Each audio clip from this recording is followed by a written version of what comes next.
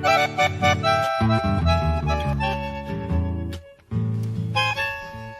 buenas tardes a todos. Es un honor integrar este panel junto con Monseñor Luis Rivas, gran figura del quehacer bíblico argentino.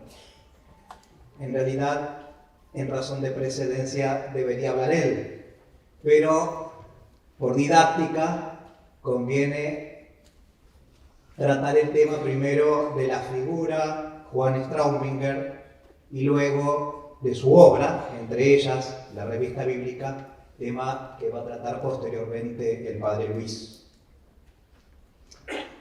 Juan Straubinger, pionero del movimiento bíblico argentino.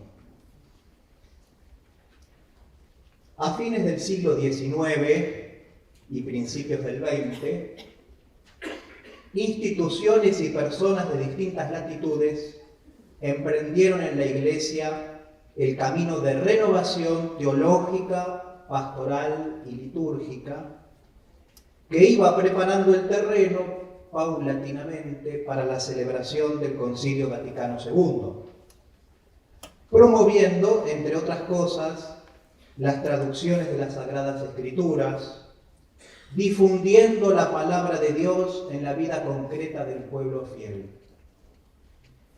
En esta oportunidad nos referimos entonces a uno de los impulsores del movimiento bíblico, el sacerdote Juan Straubinger, de prolífica actuación primero en su Alemania natal y luego en Argentina, en pos del ideal de que la Biblia volviera a ser el libro por excelencia de la comunidad cristiana.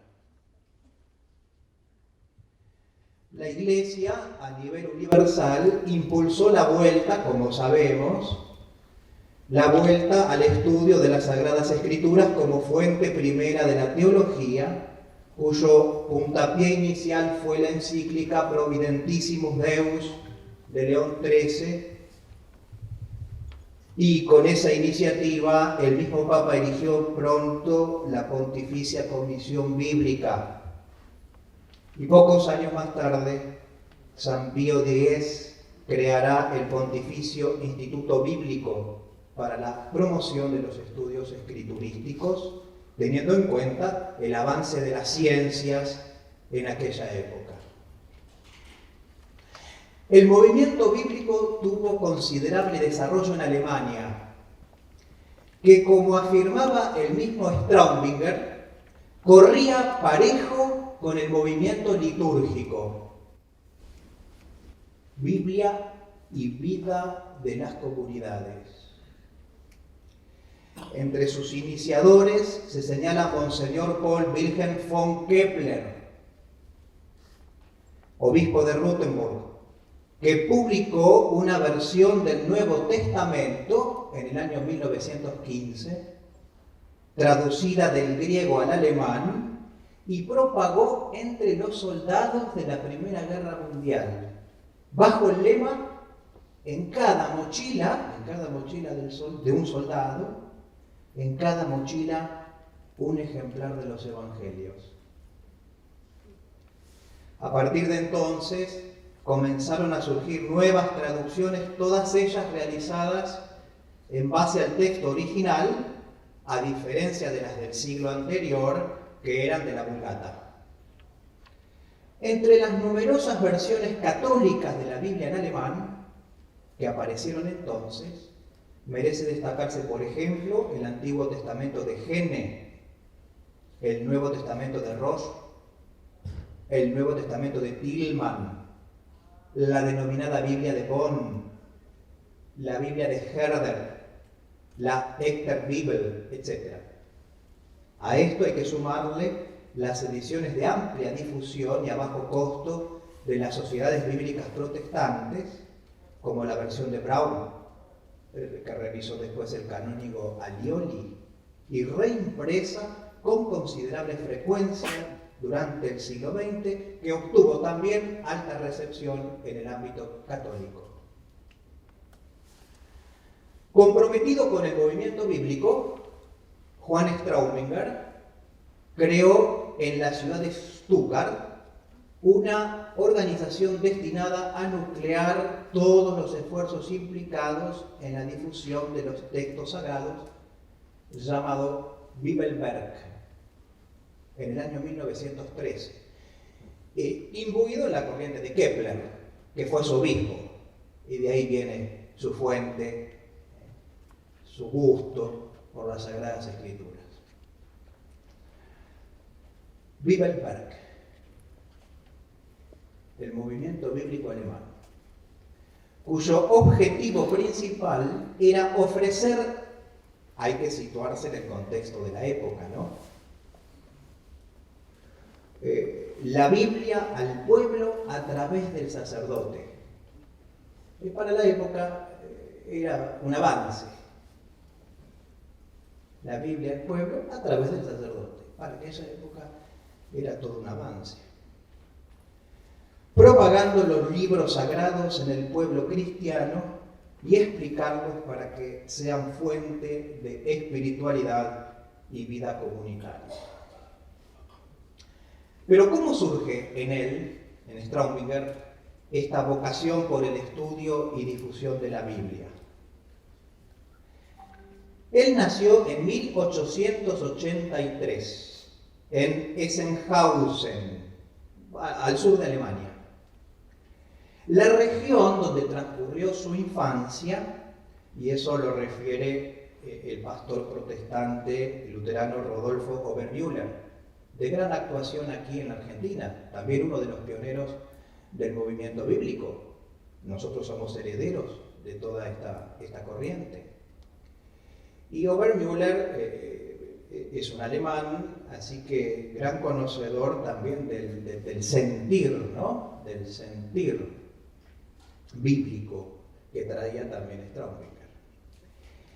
Y él Obermüller escribió un texto homenaje a Straubinger en Revista Bíblica, y dice que donde Straubinger nació es una zona poblada de conventos y catedrales barrocas, donde la mayoría de los habitantes eran católicos, pero bajo un régimen cristiano de otra denominación, con libertad de culto.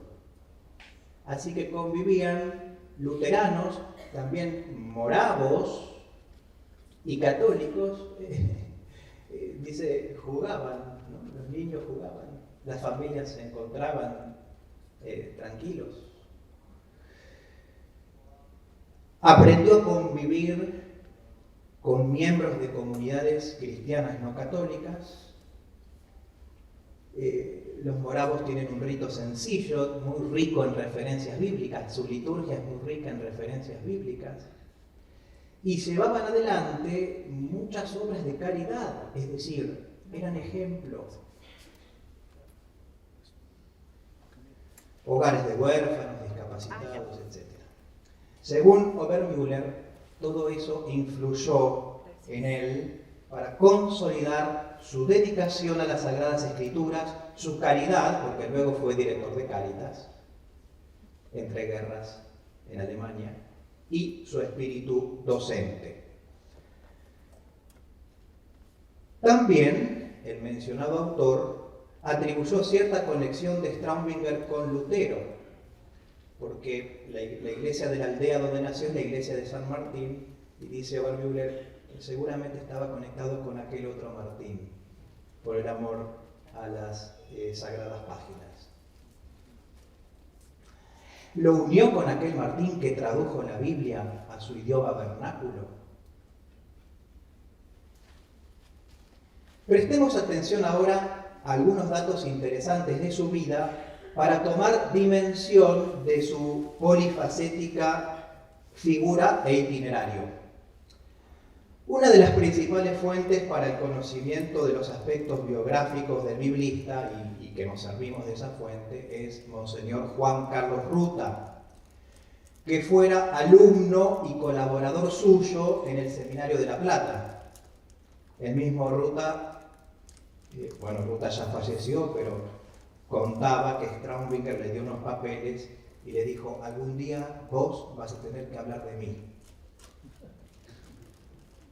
Straubinger en 1907 fue ordenado sacerdote y 2 años después se desempeñaba como repetitor del Nuevo Testamento y moral en la Universidad de Tübingen, en la que se había formado. Enseñaba hebreo en el seminario de esa ciudad y asistía a distintos cursos en la Facultad de Filosofía y Letras de la misma universidad, donde se doctoró en lenguas orientales e historia comparada de las religiones, con una tesis sobre las variantes dialectales arameas. Motivo por el que 38 años más tarde, sus notas al Antiguo Testamento nos sorprenderán por el conocimiento que revelaba de las distintas lenguas de Oriente. En 1912, su obispo, el que les dije recién, Paul von Kepler, lo envió a Roma para que se perfeccionara en ciencias bíblicas. Luego, el Pontificio Instituto Bíblico le concedió una beca para estudiar en el Instituto Arqueológico de Jerusalén. Según Monseñor Ruta, Straubinger anhelaba encontrar manuscritos en el desierto de Tierra Santa y emprendió un viaje que fracasó. El árabe, que había contratado para llevarlo en camello, lo asaltó y lo tiró en el medio del desierto.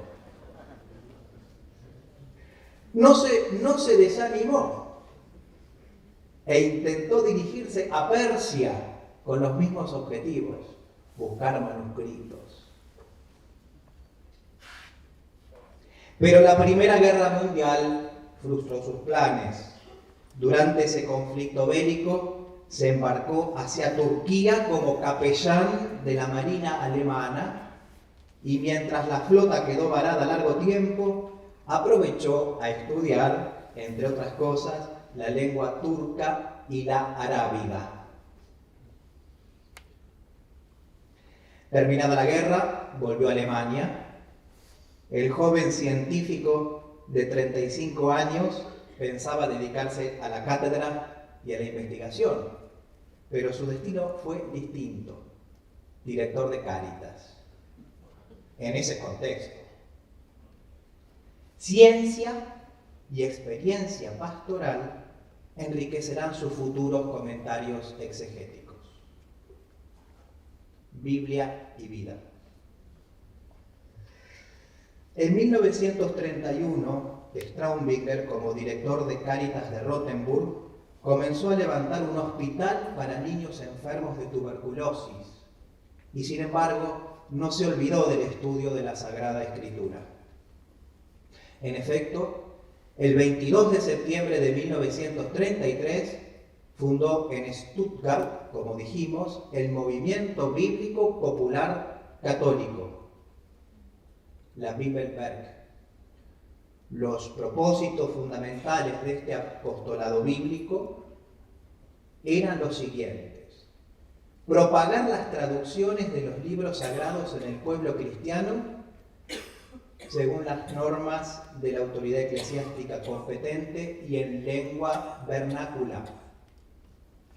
Explicar al pueblo creyente las Sagradas Escrituras, fuente de vida espiritual. Y su lema original, ya lo dijimos, la Biblia al pueblo a través del sacerdote. El movimiento bíblico alemán en poco tiempo llegó a tener numerosos socios, llevaba a la práctica sus objetivos a través de sermones bíblicos, catequesis bíblica, horas bíblicas. Hoy ya no sería novedad para nosotros. Publicaciones especiales, películas, discos, mapas de Palestina, etc. Y también por medio de una unificación del texto de las traducciones. Para editar y difundir la Biblia y demás publicaciones, Straubinger fundó la editorial Kepler en honor a su mentor. La obra del movimiento fue pronto paralizada por Hitler, que destruyó la casa donde se alojaba. Incluso Hitler se había enojado muchísimo con ellos porque decían que ocupaban sus obras, sus clases y demás para burlarse de él y hacer caricaturas. Cabe señalar que este apostolado bíblico se dio en Alemania concomitantemente al esfuerzo ecuménico y a varios núcleos de renovación de las vidas de las comunidades cristianas. Al respecto, basta mencionar a modo de signo la agrupación de iglesias luteranas, la Iglesia de los Confesores, bajo la égida del pastor Martin Niemöller, que mantuvo contacto con la Iglesia Católica, unidos en el no al nacionalsocialismo. En 1937, Niemöller y sus seguidores difundieron incluso las encíclicas papales de Pío XI contra el nacionalsocialismo, Mitbrennenden Sorge, en 1937. Ruta afirma en su obra Alemania Católica, una obrita muy interesante, testimonial, llamada así, la Alemania Católica, Monsieur Ruta.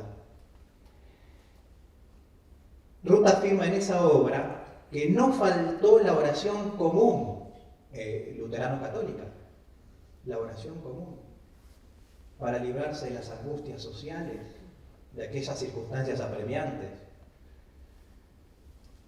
Hasta el martirio común, como el caso de Helmut von Moltke, que fue condenado junto al jesuita Alfredo Dell, y que había sido acusado precisamente de mantener vínculos con la Compañía de Jesús. Otras asociaciones apostólicas de la época que apoyaron firmemente a los fieles en aquellas circunstancias fueron, por ejemplo, la Institución San Carlos Borromeo, creada para proteger y estimular la vida religiosa y moral, según rezan los estatutos, de la gente dentro de su patria, mediante la propagación de libros buenos y la instauración de bibliotecas públicas y parroquiales, para mantener viva la vida de las comunidades. Y en el ámbito social se destacaron también la obra Kolping y luego la Juventud Obrera Católica. Por su fructuosa labor pastoral, Straubinger fue perseguido tenazmente por el nacionalsocialismo. Un día, al visitar a un enfermo en el sanatorio que había fundado, le avisaron por teléfono que lo estaban buscando. Casi sin inmutarse, tomó un tren hacia la frontera con Suiza y la cruzó, donde residió un año en la casa de unas religiosas, mientras pensaba radicarse en Brasil. Entonces, en 1938, el primer obispo de Jujuy, Enrique Munn, hijo de alemanes, viajó a la tierra de sus padres y, pasando por Suiza, se encontró con Straubinger, donde se hospedaba, convocándolo a residir en la Argentina. Sin saber castellano, no se amilanó e, instalado en Jujuy, el obispo lo nombró párroco de San Pedro, en el límite con Bolivia. Allí nació el movimiento bíblico argentino, en San Pedro, Jujuy, en el límite con Bolivia. Según los testimonios, uno de los primeros focos en América Latina. Al poco tiempo, en una reunión del episcopado, Munn conversó con el obispo de La Plata, Monseñor Chimento, y considerando la vacancia de la cátedra de Sagrada Escritura en el Seminario de La Plata, le ofrecieron hacerse cargo de ese espacio curricular, circunstancia que abrió una nueva etapa en la vida del escriturista y de la Iglesia argentina. Ruta, testigo directo, cuando Straubinger pisa el Seminario de La Plata, expresa que en la tarde del domingo de Pascua de 1940 vimos aparecer en la portería del seminario a Monseñor Straubinger con el mismo portafolios y con el mismo paraguas con el que se había ido a Suiza. Los alumnos se agruparon en torno al profesor comentando: parece que sabe mucho, posee más de una docena de lenguas. Straubinger dictó clases allí de Sagrada Escritura, patrología, griego bíblico, más tarde hebreo, al mismo tiempo que atendía pastoralmente la capellanía del Hospital Italiano. Luego de su fecundo desempeño como docente e investigador y traductor de la Biblia, el 23 de marzo de 1956 en Stuttgart, volvió a Alemania, concluyó sus días este ilustre profesor. Vamos ahora, rápidamente, me quedan 5 minutos, a ver la actuación de Straubinger en Argentina, concretamente 3 cosas. Primero, la actualización de la versión de la Biblia de Torres Amat, era una versión de la Vulgata al castellano, que Straubinger actualiza. Las notas se confundían con el cuerpo del texto y entonces Straubinger hace un trabajo muy interesante. Entonces esa fue la primera Biblia de Straubinger, la de Torres Amat, actualizada y publicada por la editorial Guadalupe. Consistió en un trabajo de separación y distinción de notas y texto en la versión castellana de la Biblia. La de Torres Amat, como muchos de ustedes sabrán, salió a la luz de 1823 a 1824, la obra de Torres Amat. Y el mismo Straubinger explicó: esta edición no es una nueva traducción de la Vulgata. Hemos escogido la versión de Torres Amat, que a su vez se funda en otras. Torres Amat es amigo de la dicción perifrástica, por lo cual nos hemos visto precisados de acomodar su versión, en no pocos casos, a la de la Vulgata más concisa. Además, hemos sacado las notas explicativas que en las ediciones corrientes han sido intercaladas en el texto sagrado. Esto con la idea de la Biblia al pueblo, la difusión de la Sagrada Escritura.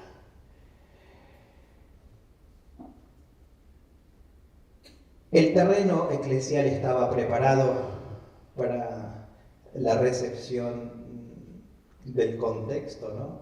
Para la recepción de la encíclica de Pío XII, Divino Aflante Spiritu, la carta magna de esta materia. Vamos a pasar a la Biblia Platense, así llamada por el mismo Straubinger, la Biblia Platense, que es una traducción directa de las lenguas de la Biblia en las lenguas originales al castellano. Añadió notas y comentarios patrísticos, cuya publicación se realizó por partes. En septiembre de 1944 salió entonces a la luz la primera traducción argentina de los Evangelios. El 4 de octubre del mismo año, el cardenal Copelo bendijo la edición y un ejemplar en pergamino para obsequiar al Papa Pío XII. En poco tiempo, la Pía Sociedad de San Pablo imprimió numerosas series con el afán de popularizar la palabra de Dios. Medio millón de estos evangelios fueron difundidos en América y hasta algunos países realizaron su propia edición, como Venezuela y Chile. En 1945, Straubinger presentó la traducción de los Hechos de los Apóstoles y en 1947 las Cartas de San Pablo en 2 tomos.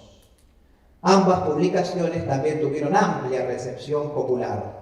La primera parte del trabajo estaba concluyendo la traducción de todo el Nuevo Testamento. La editorial de Schley de Brouwer y compañía imprimió la traducción íntegra del Nuevo Testamento en el año 1948, obra que le valió a Straubinger la condecoración de la Facultad de Teología de la Universidad de Münster como Doctor Honoris Causa.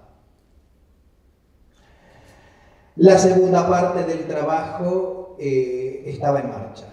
El biblista alemán tradujo el Antiguo Testamento del hebreo al español, cuyos primeros textos editados fueron los Salmos en 1949 por la citada editorial. El 17 de marzo de 1951, Straubinger declaraba en una carta: esto saldrá, si Dios quiere, mi Antiguo Testamento, la primera traducción católica según los textos primitivos. La llamaremos la Biblia Platense. Otra de las obras de Straubinger es la Revista Bíblica, tema que tratará Monseñor Luis Rivas, y concluyo: la pastoralidad del movimiento bíblico.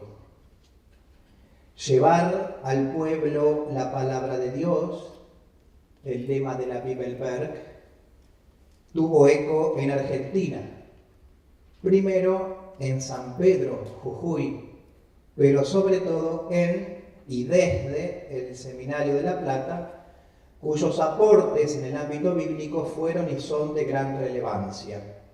De algún modo, la herencia de Straubinger, aunque con nuevos métodos exegéticos y lingüísticos, fructificó, por ejemplo, en la obra del padre Armando Legorati, exalumno y profesor del mismo seminario, de aporte significativo en la historia del movimiento bíblico argentino y latinoamericano. Con el libro del Pueblo de Dios de Legorati, Druso y colaboradores, la comunidad cristiana celebra en la actualidad la liturgia dominical en Argentina y naciones hermanas como Bolivia, Chile, Paraguay y Uruguay. A la siembra del biblista alemán hay que sumar el trabajo de grandes figuras pioneras en esta tierra de tradición católica, también como luterana, como el caso del mencionado Rodolfo Obermüller o Ricardo Pietrantonio. Cabe recordar, ya concluyo, que el apostolado bíblico de Straubinger tenía como objetivo no solo promover el estudio científico de la palabra de Dios, sino sobre todo su difusión en el pueblo fiel y el cultivo de una espiritualidad bíblica. De hecho, tiene un libro que se llama así, Espiritualidad Bíblica. Dice en ese libro: el que no haya adquirido estas luces, buscándolas en el libro de Dios, no puede aspirar a la dignidad de catequista. Se está dirigiendo a lo pastoral, ¿no? A lo concreto. Lo que revela el objetivo eminentemente pastoral del movimiento bíblico. Eso lo hace partícipe del sacerdocio de la iglesia docente. ¿Cómo va a ser un buen mayordomo de Jesucristo el que no lee sus instrucciones para obedecerle? ¿Cómo va a poner a Jesucristo en el alma el que no lo conoce? Termino estas líneas sobre este pionero del movimiento bíblico con unas palabras del Papa Francisco como para actualizar este tema, ¿no? Al 2019. Unas palabras del Papa a la Federación Bíblica Católica. Y justamente con un criterio semejante al que inspiraba Straubinger. Esto que yo les decía, Biblia y vida, un binomio inseparable. Biblia y vida. Dice el Papa: Biblia y vida. Yo también quisiera decirles algo sobre este binomio inseparable. La palabra de Dios es viva, no muere ni envejece, permanece para siempre. Permanece joven en presencia de todo lo que pasa y defiende a quienes la ponen en práctica del envejecimiento interior. Es viva y da vida. La palabra lleva el aliento de Dios al mundo, infunde el calor del Señor en el corazón. Todas las contribuciones académicas, lo que estamos intentando hacer nosotros, ¿no?, en este congreso, por ejemplo, todas las contribuciones académicas, dice el Papa, los volúmenes que se publican, están y no pueden sino estar al servicio de ello. Son como la leña que cuidadosamente recogida y ensablada se usa para calentar. Pero así como la leña no produce calor por sí misma, tampoco lo producen los mejores estudios. Sirve el fuego, se necesita el espíritu para que la palabra arda en el corazón y se convierta en vida. Entonces, la buena leña puede ser útil para alimentar este fuego. Pero la Biblia no es una hermosa colección de libros sagrados para estudiar. Es palabra de Dios que sembrar, un don que el resucitado nos pide que recibamos y distribuyamos para que haya vida en su nombre. Muchas gracias.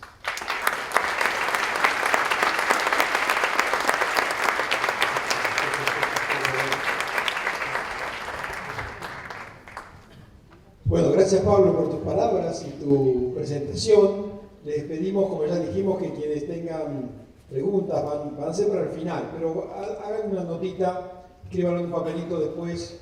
Si las agitan un poquito, alguien va a pasar a retirarlas. Y hacia el final de esta conferencia la vamos a compartir. Bueno, tengo ahora el gusto de presentar al padre Rivas, quien va a tener la segunda de las conferencias en el marco de este congreso. Voy a decir algunas cosas sobre el padre Rivas, porque nos llevaría mucho tiempo presentarlo plenamente, pero permítame decir, por muchos años enseñó Sagradas Escrituras en la Facultad de Teología de esta universidad, de la Universidad Católica, recibiendo allí un doctorado honoris causa.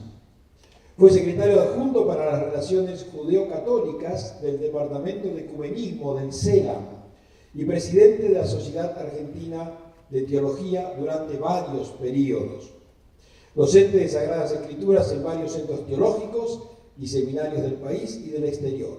Ha publicado estudios sobre el Evangelio de Juan, sobre la Carta a los Hebreos, sobre Pablo, sobre la obra lucana. Y ha dirigido la revista bíblica desde el año 2002 hasta el año 2016. Padre Rivas, dejamos ahora este espacio para que nos hagas tu presentación. Muchas gracias. Buenas tardes a todos.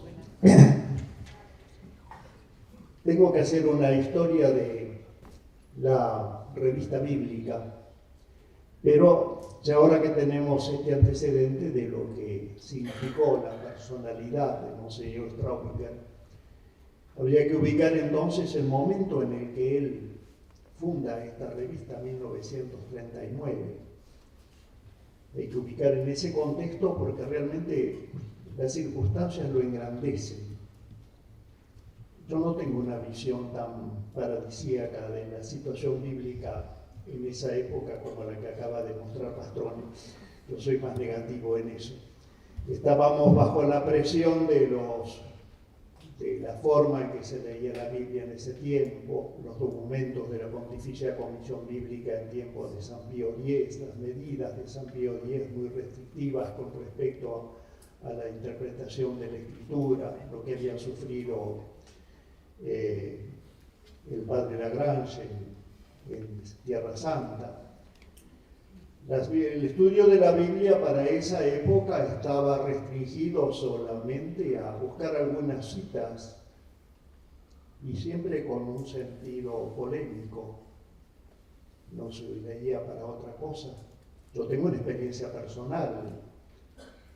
Antes de entrar al seminario, allá por el año 1950, yo era jovencito en ese tiempo, hablando con el arzobispo de Buenos Aires en ese momento, que me habló como cualquier obispo de esa época, no es para echarle tierra al pobre hombre, sino que él me decía, estudiar Biblia. Me dice, cuando me preguntó qué me gustaba a mí, yo tenía 16, 17 años y yo quisiera estudiar Biblia. Y me dijo, estudiar Biblia, eso lo único que hay que aprender son las citas que sirven para refutar a los protestantes.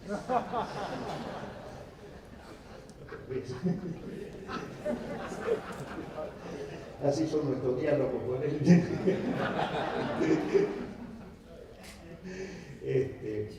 Bien, era la época. No se hablaba nada de género literario, mucho menos hablar de textos que aparentemente históricos. El método histórico crítico era una mala palabra. Entonces, la Biblia tenía muy poca difusión, era muy difícil conseguir un ejemplar de la Sagrada Escritura. Todavía hasta no hace mucho tiempo, en algunas partes, algunos superiores religiosos todavía conservaban las Biblias encerradas en su despacho y había que pedírsela para ir a clase. Y eso me ha pasado a mí todavía en tiempos bastante recientes y aún después del concilio. Pero eso era lo normal antes, no había ejemplares. Y cuando aquí Pastrone mencionó recién la Biblia de Monseñor Straubinger, que él hizo al principio la reedición de esta Biblia de Torres Amat, o en realidad que es la Biblia de Petisco más que de Torres Amat.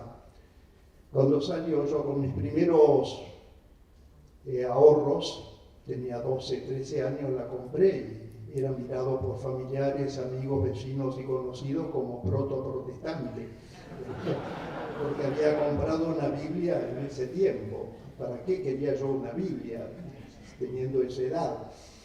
Entonces hay que pensar en esta época, entonces, qué es lo que significó que Monseñor Straubinger quisiera empezar aquí un movimiento para que la Biblia fuera conocida, leída, que fuera el alimento de los cristianos.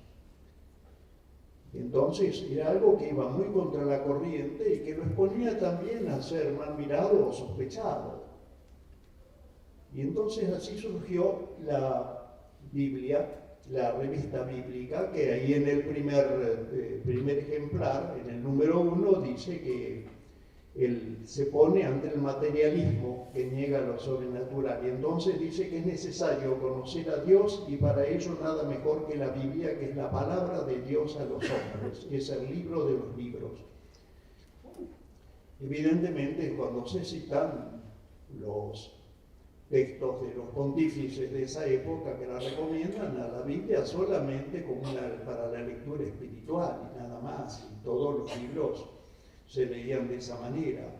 En lugar de la Biblia, lo que más se difundía entre los católicos eran las historias sagradas, que yo también tenía una en ese tiempo, pero que era la historia sagrada, un libro que hoy nos horroriza, porque era tomar la Biblia y contar todo como que fuera una historia, desde el paraíso terrenal con la serpiente que hablaba, el diluvio universal, y Sansón y Jesucristo resucitado, todo a la misma altura, como si fuera una historia literalmente. Y entonces eso era saber Biblia, saber todas esas historias sin saber hacer un juicio sobre estas cosas o entender qué es lo que se quería decir con esos relatos. Y él empieza esto, si uno lee los primeros ejemplares, que al principio tuvo también un nombre más largo, porque se decía Revista Bíblica con sección litúrgica, porque traía también sugerencias para las homilías de los domingos, que en aquel tiempo no había un leccionario como ahora, que leemos toda la Biblia. Todos los años se repetían los mismos evangelios y cada domingo era una perícopa de cualquiera de los evangelios menos Marcos. Y entonces eso lo volvíamos a repetir todos los años y la predicación era más bien moral sobre cualquiera de esos textos. Entonces él intentó así poner también sugerencias para la predicación que tuvieran el fondo de la Sagrada Escritura. Los artículos de esa primera época son más bien polémicos, querer probar la historicidad del diluvio, querer probar la historicidad de cualquier otra cosa, informar sobre últimos acontecimientos de carácter arqueológico y más bien así muy a la defensiva como era en esa época, porque ante la ignorancia tan grande de Biblia que teníamos también era el terreno abonado para las críticas y ataques de los que no creían o no aceptaban estas cosas, y entonces los artículos iban orientados más bien en una postura así polémica o defensiva.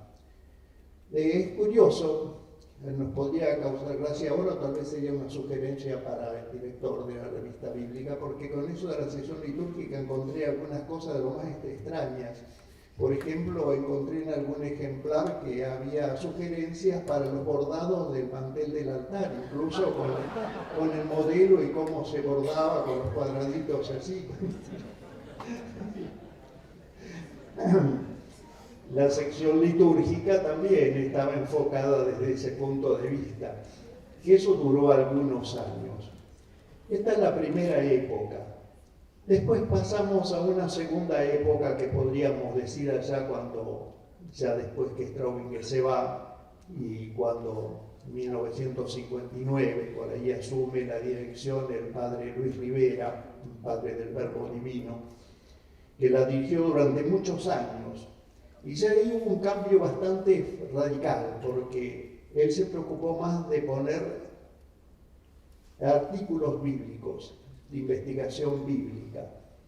También fue la época en la que surgió la Sociedad Argentina de Profesores de Sagrada Escritura, la SAPSE, que existió en aquel tiempo, y entonces muchos profesores de aquí también sus trabajos de investigación bíblica los publicaban así, que no eran del carácter de bíblica ni de la Revue, sino más bien con un carácter más bien difusivo de los textos. Pero ya hubo un cambio. Ya entonces exponer la investigación bíblica, artículos que llevaban a ver cómo se trabajaba haciendo exégesis. Era también la época en que ya había salido la encíclica Divino Flamante Spiritu, entonces ya se podía hablar de géneros literarios, se podía hablar de libros aparentemente históricos, ya había un respiro. Después de Pío XII todo esto había cambiado, por lo menos desde el nivel de los pastores de la iglesia o el magisterio. Aún en el pueblo de Dios todavía había cosas así, de sospecha de todas esas cosas. Aún ya después de esa época todavía he conocido algunos casos de gente que miraba con mucha sospecha todas estas cosas. Alguna vez que en algún seminario de este país se hizo una reunión, el obispo local permitió que tuviéramos la reunión con la única condición que no habláramos con los seminaristas. Y bien, ya había pasado la Divino Flamante Spiritu, pero por ahí parece que no había soplado. Pero ya la revista tomaba otro cariz. Desde 1959 Rivera siguió, y es una época en la que abundan las presentaciones bibliográficas, porque con la editorial Guadalupe estaba que entraban entonces muchos libros, sobre todo veniendo de Alemania, y entonces se ocupaban aún el mismo Rivera de no hacer una reseña ni tampoco un comentario de cada libro, pero por lo menos una presentación. A veces cada número de la revista, en la parte más gruesa, son las presentaciones de bibliografía, de libros aparecidos sobre Sagrada Escritura. El cambio más notable, a mi criterio, hubo un momento que Rivera estuvo en Europa para hacer su doctorado en Sagrada Escritura, y entonces hubo durante un año o dos otro director, pero después al volver Rivera retomó la dirección de la revista. Más bien cuando en la década del 70, ya desde el año 67, ya había tomado Enzo Giustosi, un sacerdote de la congregación de los de Don Orione, pero él estaba muy interesado en toda la cuestión así más bien social de esa época, y que es la época terrible del año 70 acá en Argentina, como todos sabemos. Y la revista bíblica sí toma un cariz también muy comprometido con esto, los artículos sobre teología de la liberación, o siempre la Sagrada Escritura orientada hacia esas miradas, y problemas así de carácter social, e incluso a veces aparecen algunos autores que no son propiamente expertos en Sagrada Escritura, pero que tienen esta orientación, y que durante largo tiempo lo lleva allí con esta orientación. Un cambio notable va a venir después cuando asume la dirección Leborati, que él había hecho la traducción de la Biblia con todo su reconocimiento. Además, la primera vez que un miembro argentino formaba parte de la Pontificia Comisión Bíblica, y entonces eso le daba también, además de todos sus conocimientos bíblicos, el hecho de que él publica ya muchos artículos. Ya antes también, durante la época de Rivera, había muchos artículos de croato, que entonces iban hacia la lingüística, hacia lo arqueológico, pero también ya con algunos avances de lo que hoy ponemos todos bajo el título de la hermenéutica, que eso era el tema fuerte de croato. Leborati, en cambio, a lo teológico. Son valiosos los artículos de Leborati. Hay una serie de artículos sobre la carta a los hebreos, sobre todo con la cuestión del sacrificio, polemizando con otros autores, ya entrando más a la filosofía de la religión,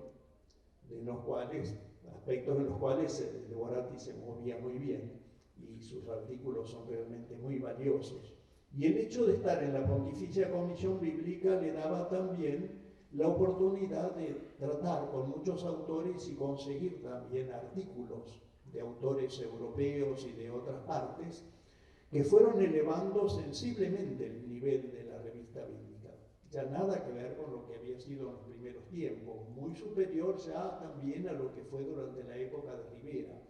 Ya ahora los artículos eran mucho más sustanciosos, más de investigación, tal vez se apartaban un poco del pueblo, porque la gente que no estaba muy familiarizada con eso se le podía hacer difícil leer los artículos de la revista bíblica. Pero la época de Leborati significó un progreso muy grande en este sentido, que después, ya hacia el final del siglo XX, en el último año, él cesó y lo tomó el padre Cisneros, un franciscano, que tenía también buenas intenciones y algunos proyectos, y justamente una vez se reunió conmigo para hablar porque quería haber hecho lo que estamos haciendo hoy aquí, festejando un aniversario de la revista bíblica en 1999, 60 años. Pero justamente ahí fue cuando los padres del Verbo Divino comunicaron que deseaban poner punto final a la revista bíblica, cerrarla. No les interesaba seguir, no sé por los motivos que podrían tener para no continuar. Y así, en una reunión de profesores de Sagrada Escritura, que en esos tiempos nos reuníamos en Mar del Plata en verano para hacer algún trabajo en común, allí se comunicó esa decisión de los padres del Verbo Divino y nos escandalizamos todos de que se cerrara la revista bíblica. Y entonces surgió la idea de ir a visitar a los padres del Verbo Divino y así presentar un proyecto de que no se cerrara, sino que se cambiara de dueño nada más. Que entonces los mismos profesores de Sagrada Escritura lo teníamos. Tengo acá la carta del 23 de agosto del 2001. Es la carta con la cual le proponíamos y poníamos un proyecto de lo que podía ser que la revista bíblica entonces fuera continuada pero ya no bajo los padres del Verbo Divino, sino ahora los profesores de Sagrada Escritura. Y así se aceptó, y ya desde el 2002, entonces ahí me impusieron que fuera el director de la revista y empezó a salir de esta otra forma, y ya también con una orientación de hacer una revista que fuera de divulgación bíblica, pero de alta divulgación, de artículos de investigación por autores que fueran especialistas y de artículos realmente de cierta altura. Todavía en ese momento habíamos propuesto de no poner letras hebreas ni letras griegas para no asustar mucho a la gente. En ese momento todavía se tenía este deseo de que tuviera el campo abierto para muchos más lectores, no solamente especialistas. Y así que me tocó hacer de director desde el año 2 hasta el año 16, que culminó todo con el gran volumen de homenaje a Leborati, que había fallecido. Y entonces se hizo este volumen bastante grueso, que tengo que hacer una confesión pública y pedir la absolución de todos, porque ahí figuro yo como director de la revista, pero los que realmente hicieron el trabajo eran otros. Parodiando allá a Virgilio, puedo decir, yo me llevé los honores y otros hicieron los trabajos,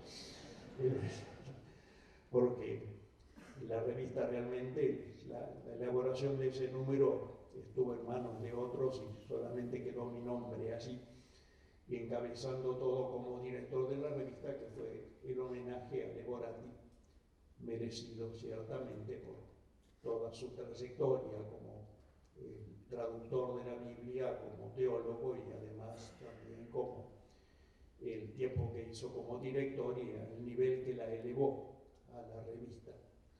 Y ahora, entonces, desde el 2017, ya pasa a otra historia, que es la que tenemos en las manos, donde se ve que el impulso de elevar el nivel de la revista ha continuado, y comparando los ejemplares últimos con lo anterior, nos va notando cómo se ha elevado ese nivel y cómo la investigación bíblica en los artículos y los nombres de los autores ya son cada vez más impresionantes todos estos, y realmente es una revista que tiene que ser reconocida, y que de hecho es reconocida en otras partes como un aporte muy valioso para la investigación bíblica, tanto para los que son profesores como para los que son estudiantes avanzados en Sagradas Escrituras.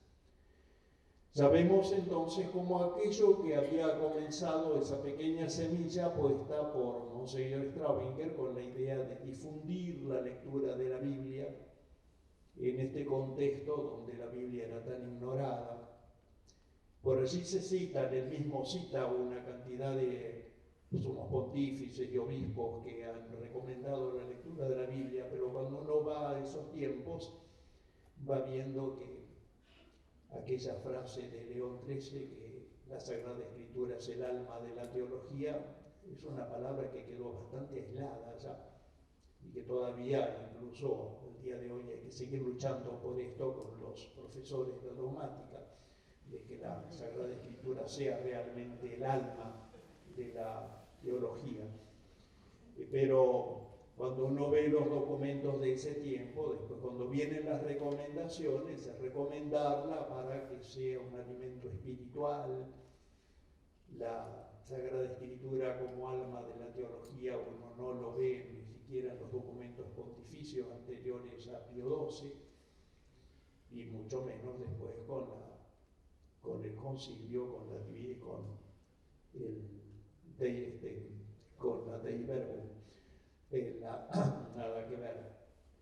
Pero aquí en nuestro ambiente, y también para las naciones vecinas que también recibían la revista bíblica, ha sido un aporte muy valioso, que tenemos que agradecer a Monseñor Straubinger y reconocerle lo que significó para él el tener que luchar allí contra la corriente en ese tiempo, sacando una publicación con esta orientación.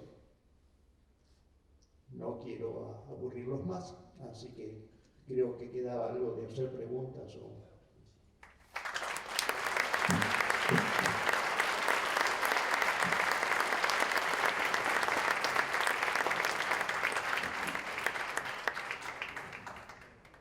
Bueno, habíamos dicho que anoten las preguntas, si hay preguntas para cualquiera de los dos, tanto para Pablo Pastrone como para el padre Rivas.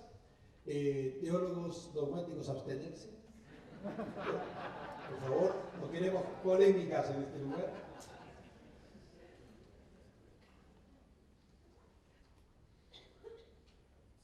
Estamos coleccionando preguntas. No, bueno, sí, pero tenemos, claro. Ahí Edgar tiene un par de papelitos. ¿Sí?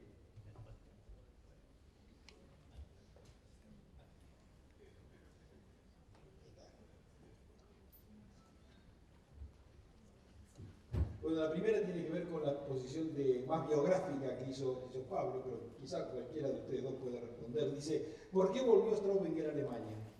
¿Qué imagen se llevó de esta iglesia? Supongo que se refiere a la iglesia argentina. Perdón, sí. Tenemos otro ya.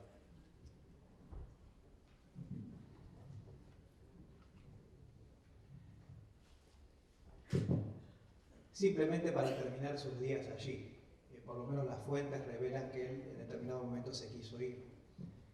Pero en cuanto a la imagen que se llevó de la iglesia local, bueno, esa es una pregunta con una expectativa muy alta, pero sí tiene que ver en parte referido a lo bíblico en lo que decía Monseñor Luis Rivas recién. Que sufrió aquí en Argentina, de hecho, fíjense, este testimonio de ruta. ¿Quién es Straubinger? Algunos plantean la disyuntiva, o un desconocido o un audaz. Esto de apostolado bíblico huele a protestantismo, pero la revista sigue saliendo. Voces de aliento la sostienen. En otras partes, o sea, en otras iglesias, nacen suscripciones. Eso puede revelar algo de este interrogante. Bien, tenemos otra pregunta ahora para Padre Rivas. Dice, usted habló antes que antes la gente leía la Biblia poniendo todo en un mismo nivel histórico. ¿Cómo ve la cosa hoy en día entre nuestro pueblo?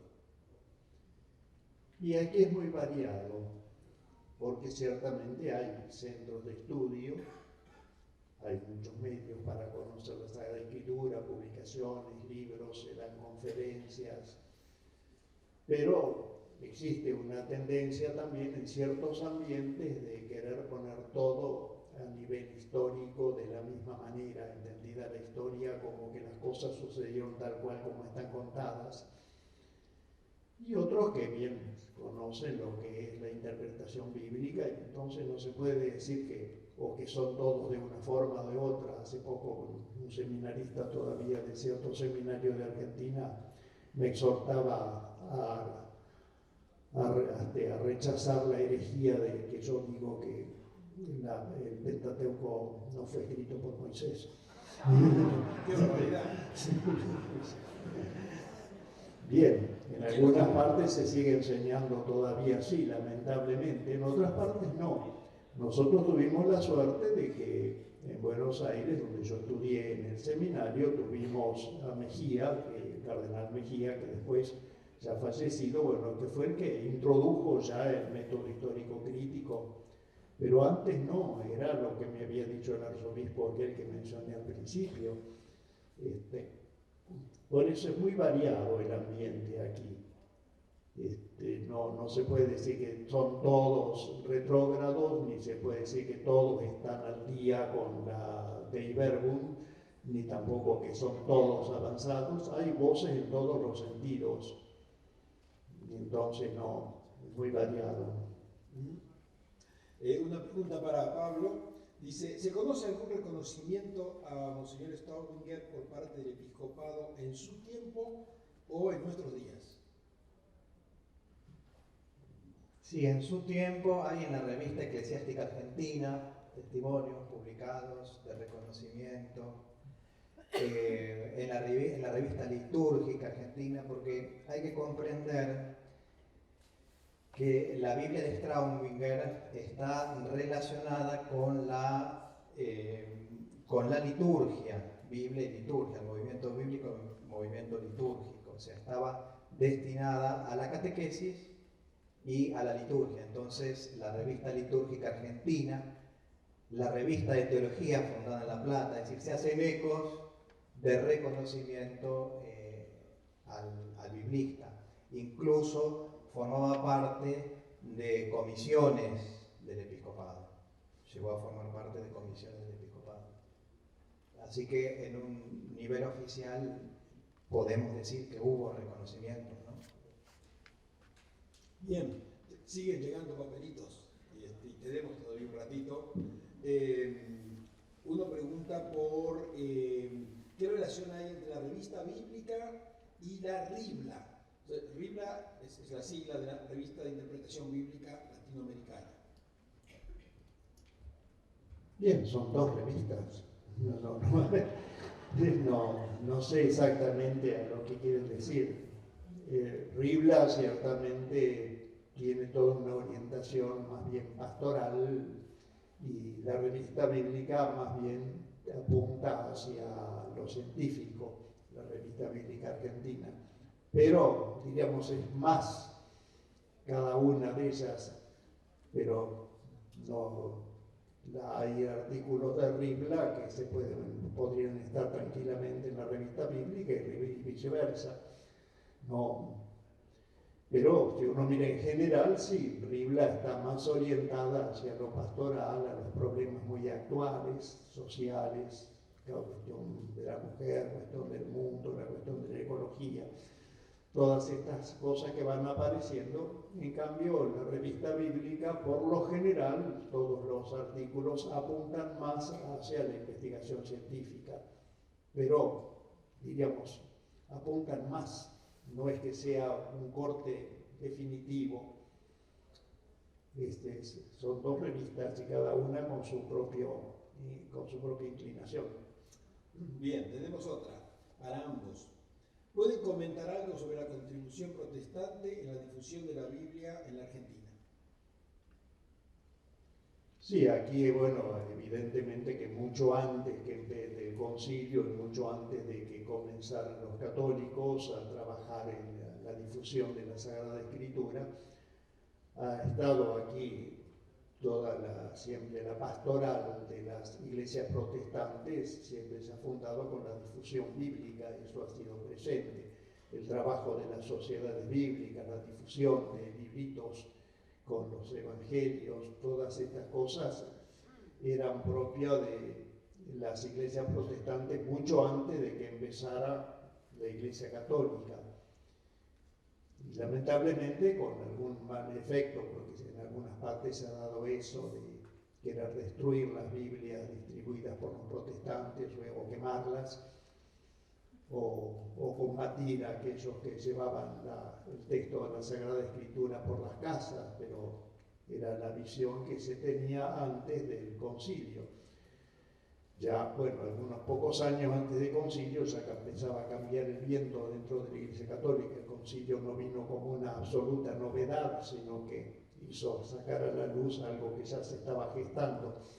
Pero ciertamente hay que conocer que en la Facultad de Teología Evangélica que existía en ese tiempo ha tenido excelentes profesores y ha formado buenos exegetas en el campo bíblico, y entonces se reconoce que en el trabajo de la enseñanza de la Sagrada Escritura también han tenido bastante valor. Lo que pasa es que, como sucede en el mundo, lo que llamamos evangélico o protestante nosotros, donde entran también las sectas, uno encontraría también esos defectos de los grupitos que leen el texto bíblico como histórico y así como está escrito, sin ninguna interpretación, esa interpretación fundamentalista que se ha dado en algunos grupos y a veces para mucha gente confunden, piensan que todos los evangélicos son así o que no.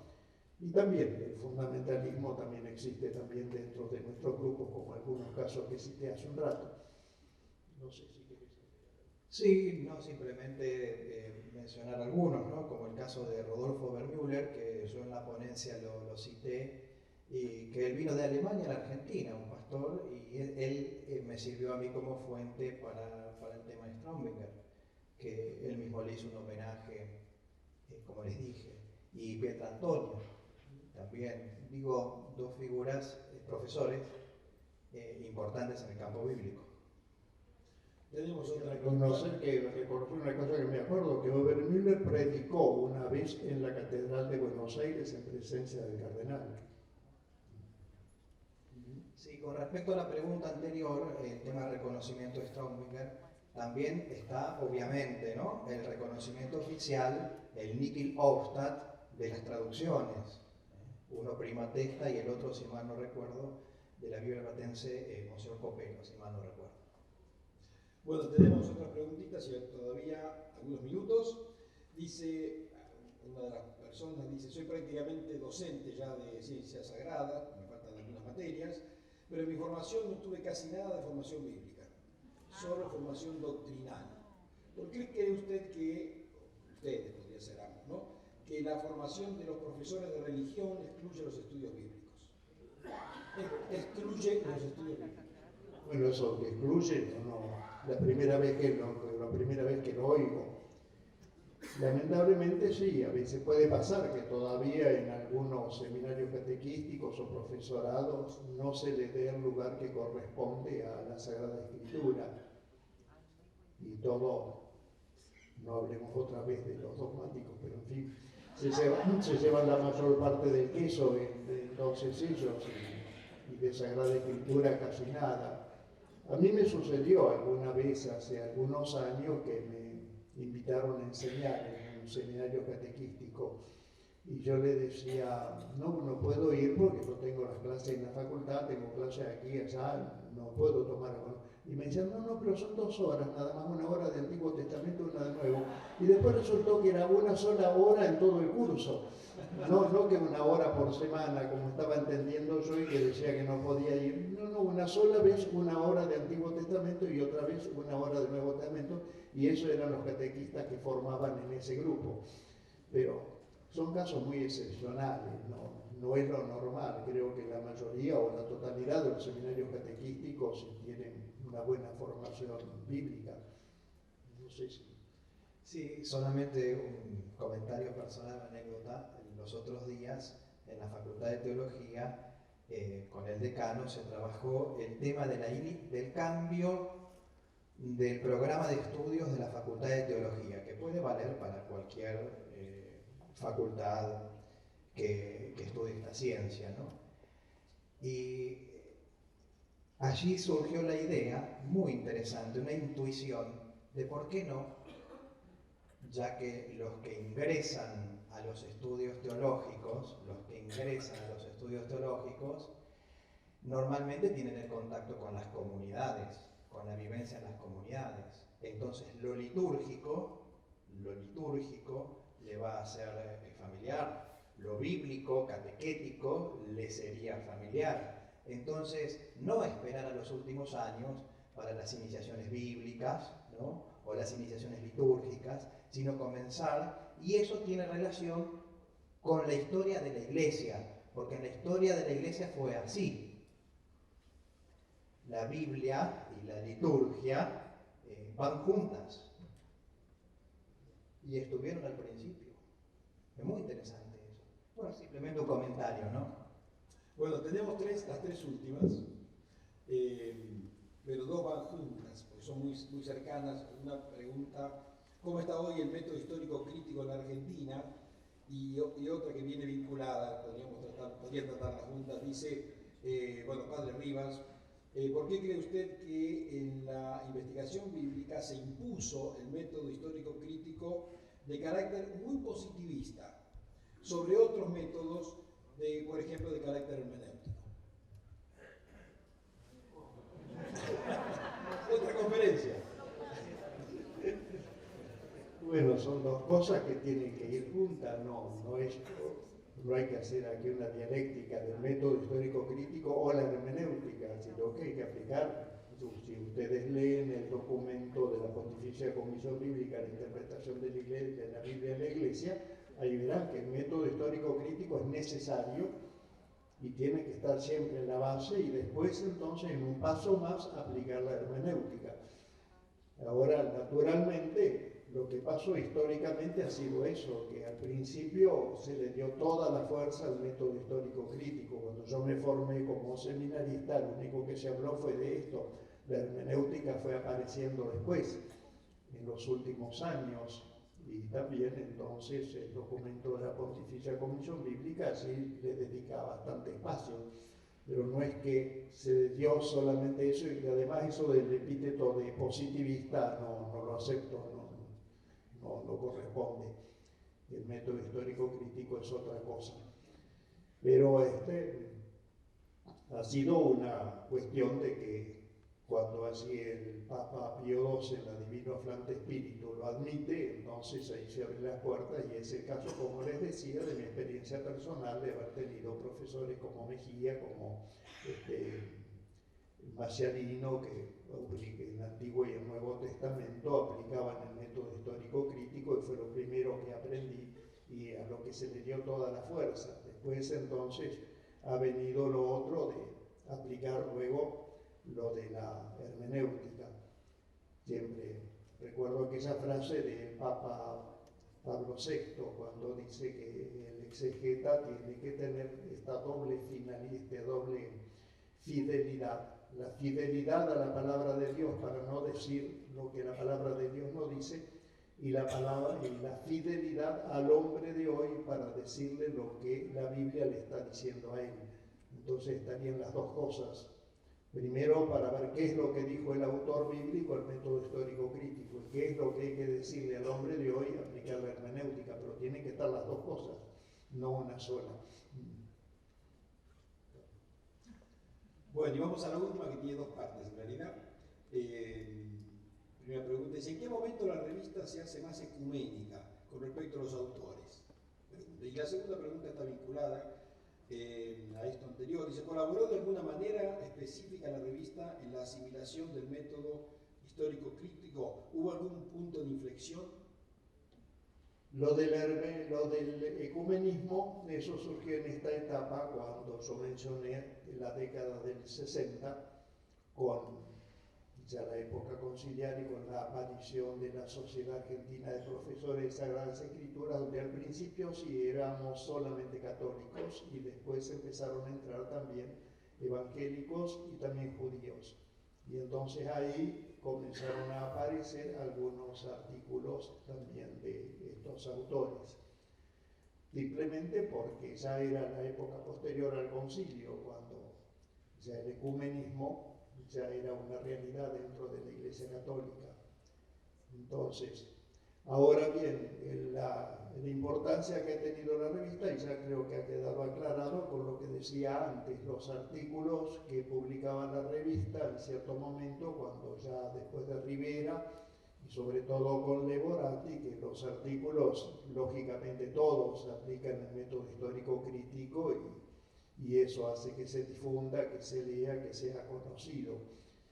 Antes no, porque antes de Pío XII no se podía hablar de método histórico crítico, porque estaban aquellas cosas de Pío X y de la Pontificia Comisión Bíblica de aquel tiempo, donde estas cosas sonaban como algo que no correspondía. Saben que el primero fue el padre Lagrange en Jerusalén, que es el que dijo que el método histórico crítico no era precisamente algo contrario a la fe católica, sino que dependía de quienes lo usaban. Y entonces también por eso el pobre padre Lagrange también tuvo que padecer, y también se le quitó la posibilidad de seguir enseñando en Jerusalén, porque también se hacía sospechoso con esto. pero él había el primero que abrió camino en esto de decir el método histórico crítico de por sí no es algo contrario a la fe. Eso dependerá de la ideología del que lo está usando. Hasta ese momento sí, se pensaba que el método histórico crítico era algo propio de aquellos que querían atacar la fe católica y por eso todas las prevenciones anteriores. Y después poco a poco se fue abriendo campo hasta que después Pío XII directamente asume lo del Padre Lagrange, la Divina Francte Spiritu, y de ahí todos los autores católicos lo usan. Incluso algún documento de la Iglesia dice que si alguno no aprovecha todos estos métodos no está cumpliendo su función como exégeta. De manera que es casi obligatorio tener que aplicarlo.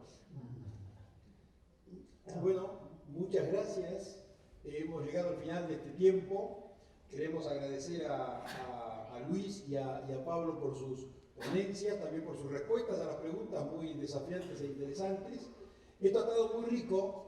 También va a estar rico el café que nos vamos a tomar. Pero antes de eso queremos despedirlos con un aplauso.